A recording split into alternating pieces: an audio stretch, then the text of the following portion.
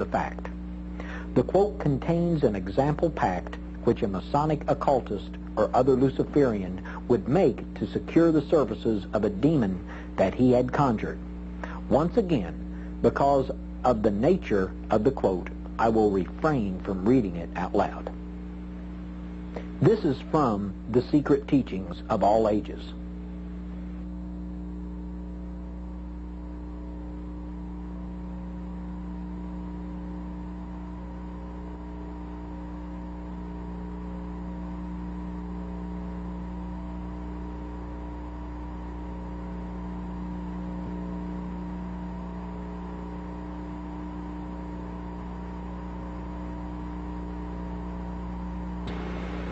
Hall's obituary in the November 1990 issue of the Scottish Rite Journal stated, and I quote, "Hall did not teach a new doctrine, but was an ambassador of an ageless tradition of wisdom that enriches us to this day."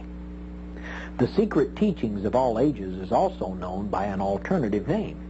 Its formal title is An Encyclopedic Outline of Masonic, Hermetic, Kabbalistic, and Rosicrucian Symbolical Philosophy.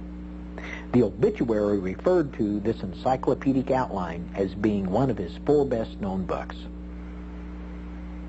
Manly P. Hall wrote a 26-page foreword for a book published by the Mother Supreme Council of the Scottish Rite called Your Amazing Mystic Powers. This book was written by Henry C. Clausen, 33rd degree, the Sovereign Grand Commander of the Scottish Rite.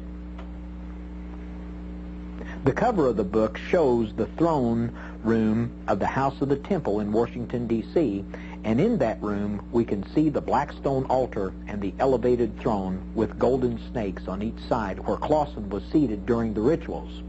I want to draw your attention to the emblem that Clausen wore on his head when he was seated on the throne of the Scottish Rite. The emblem on his Grand Commander's hat is called the Knights Templar Cross or the Sigil of Baphomet.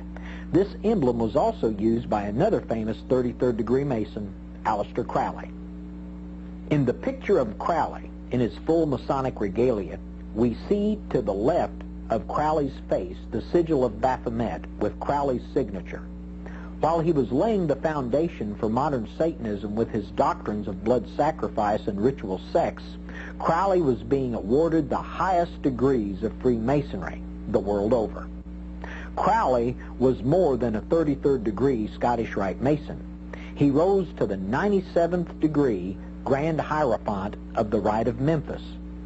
Crowley's blatant practice of homosexuality and bestiality earned him the reputation of being the most wicked man alive.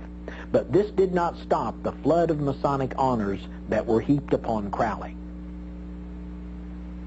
The current Grand Commander of the Scottish Rite, Fred Kleinknecht, also uses the Sigil of Baphomet with his signature. Like Clausen, Fred Kleinknecht displays the Sigil of Baphomet on his hat. A recent Scottish Rite article tried to set the record straight, so to speak. The Scottish Rite denies that the emblem refers to Baphomet. They would have us believe that is the cross of Salem. Well, all I can say is that's not what Aleister Crowley called it. Crowley spoke of his Masonic honors saying, "I possess more exalted titles than I have ever been able to count. I am supposed to know more secret signs, tokens, passwords, grand words, grips, and so on than I could actually learn in a dozen lives. An elephant would break down under the insignia I am entitled to wear." Crowley also wrote about blood sacrifices in his book, Magic in Theory and Practice, instructing the reader that the animal should therefore be killed within the circle or the triangle, as the case may be, so that its energy cannot escape.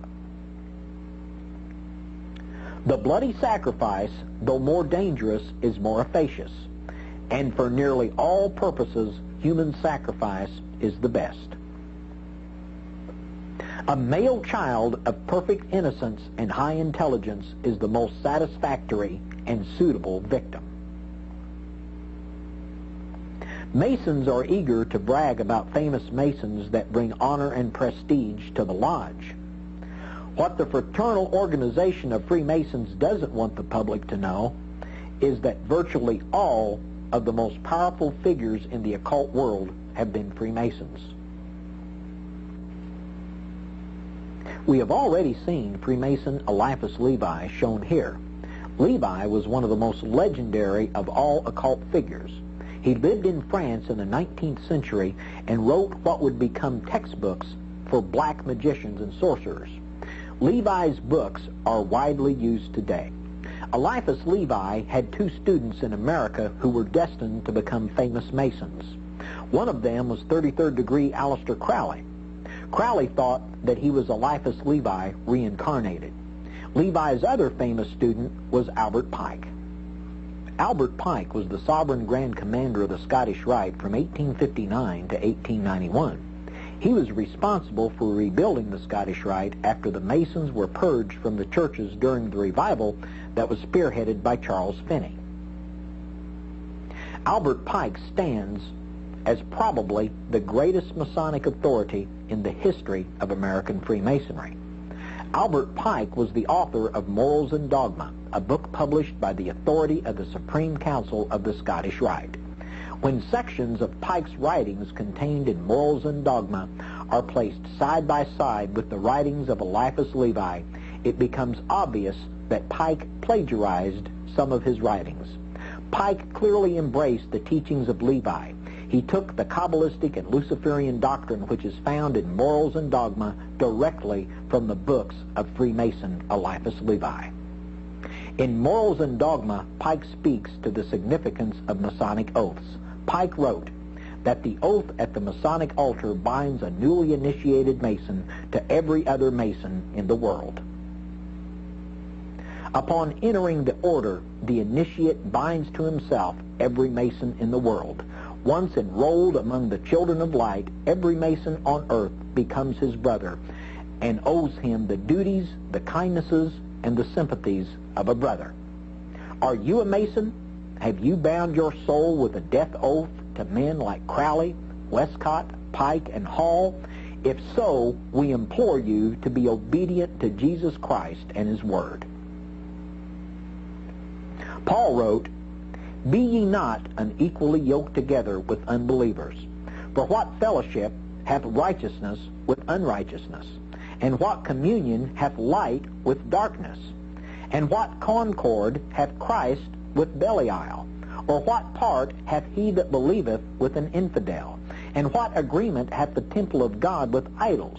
For ye are the temple of the living God, as God hath said, I will dwell in them and walk in them, and I will be their God, and they shall be my people. Wherefore come out from among them, and be ye separate, saith the Lord, and touch not the unclean thing, and I will receive you, and will be a father unto you, and ye shall be my sons and daughters, saith the Lord Almighty." There is a promise contained in this scripture. If you will come out from among them and stop touching the unclean thing, then Jesus is willing to receive you. God is willing to accept you into His family, but there can be no compromise with this ungodly system. Freemasonry is clearly not of God. We invite you to let Jesus Christ set you free from the bondage of Freemasonry. This video only scratches the surface of the connection between Freemasonry and satanic ritual abuse. The literature of Freemasonry is full of occultism and various forms of Satanism.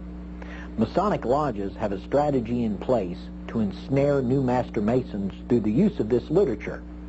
You now know that ruling Masonic bodies, such as the Supreme Council of the Scottish Rite, actually recommend books written by hardcore Luciferians.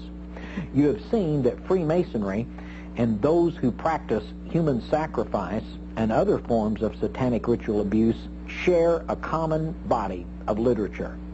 You now know about the occultic background of some of Freemasonry's most famous and respected members.